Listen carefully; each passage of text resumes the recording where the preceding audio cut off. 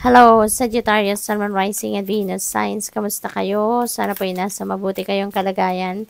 Welcome back po sa Star Tarot. Kung bago kayo rito, welcome din kayo. Thank you sa inyong support.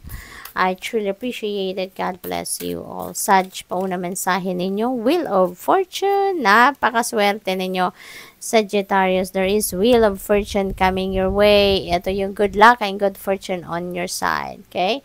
Papanigan kayo ngayon ng swerte. No? At hindi lang ito swerte limited to one area of life. Now, this could be in various areas of life ninyo, Sagittarius. Swerte kayo sa pera, swerte kayo sa trabaho, sa negosyo ninyo, relationships, yung gano'n. So, merong babalot na swerte sa inyo sa ngayon. At this is going to bring forth positive changes din, no? Yung energy na to. Kaya marami ang maaring magbago, no? Sa inyong sitwasyon sa ngayon. So, good luck to that. We have Knight of Wands in reverse. Ayan. So, merong travel dito, no? Para sa iba sa inyo. At maaring sa travel ninyo yan, baka maka-experience kayo dito ng frustration, no? Baka yung travel ninyo ay hindi, baka maaring may sitwasyon dito na hindi paging favorable sa inyo, kaya baka mapoprostrate kayo, yung ganon. What else? We have 9 of Pentacles. Napakaganda. This is really a time for prosperity and abundance, no? Swerte ninyo sa ngayon pagdating sa pera. Magiging self-sufficient kayo sa ngayon.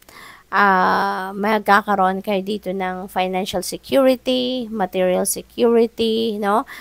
This is you, reaping the rewards of your hard work. Kaya kung gaano ka laki ang tiyaga, hirap, no?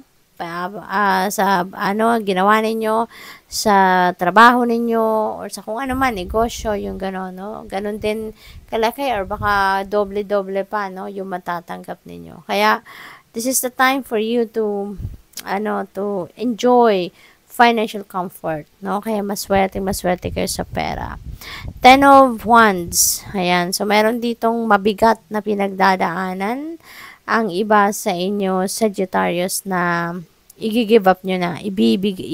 Kumbaga, na kayo, susuko na kayo from that. Kasi, maaaring it's taking a toll on you already.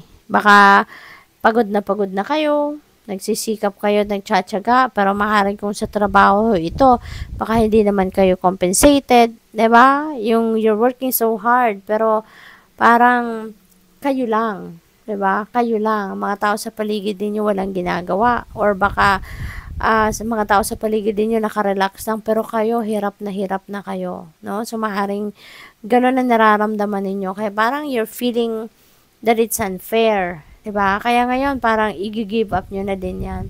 Parang ngayon, sasabihin ninyo sa sarili ninyo na, why I'm doing this for myself, diba? Bakit ko pinapahirapan masyado ang sarili ko? Yung ganon. So, what else? We have Queen of Wands. Ayan. You're going for whatever it is that you have envisioned for yourself. You're very confident sa ngayon. You're very passionate about doon sa kung ano ang vision ninyo sa ngayon. Kaya, parang, ngayong, yung parang nararamdaman ninyo na, it's about time na, 'di ba? Na mas magsipag pa ako, magtiyaga pa ako. Kung ano man itong pinaplano ko para sa sarili ko, para sa mga mahal ko sa buhay, I'm going for it. 'Di ba?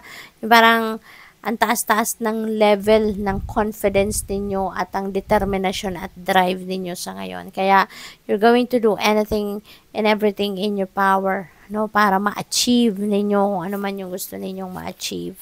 King of Wands. Ayan, maaring negosyo yan, Sagittarius.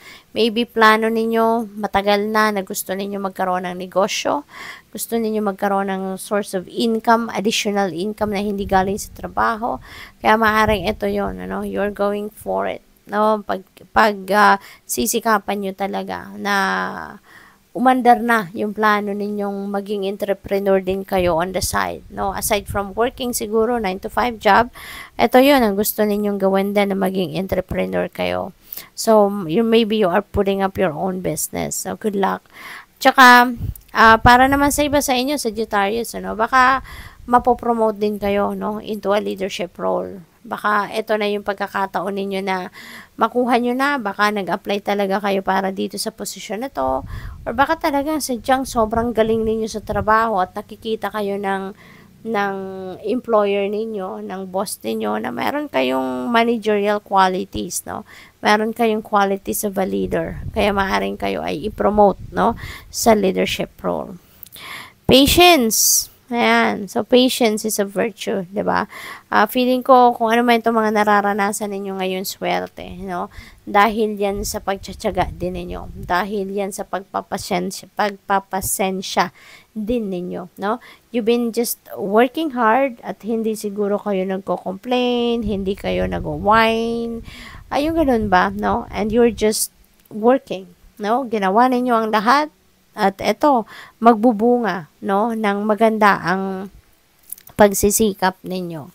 So, what else? We have Ace of Wands, New Beginning Energy. See, meron pang mga bagong opportunities na paparating sa inyo, and that could be related to something na kung nasaan ang passion ninyo. That could be something na yan ang parang ano ninyo, parang ito yung cup of tea ninyo, kumbaga, no? So, good luck sa'yo kasi you are also embracing something na ito yung parang nag-i-ignite muli ng inyong passion. Ito yung nag-i-ignite muli ng interest ninyo sa kung anumang bagay, no? Wherein magagamit ninyo yung mga talents ninyo, yung skills ninyo, yung gifts ninyo. So, good luck. Thank you for watching. Love and light. Namaste.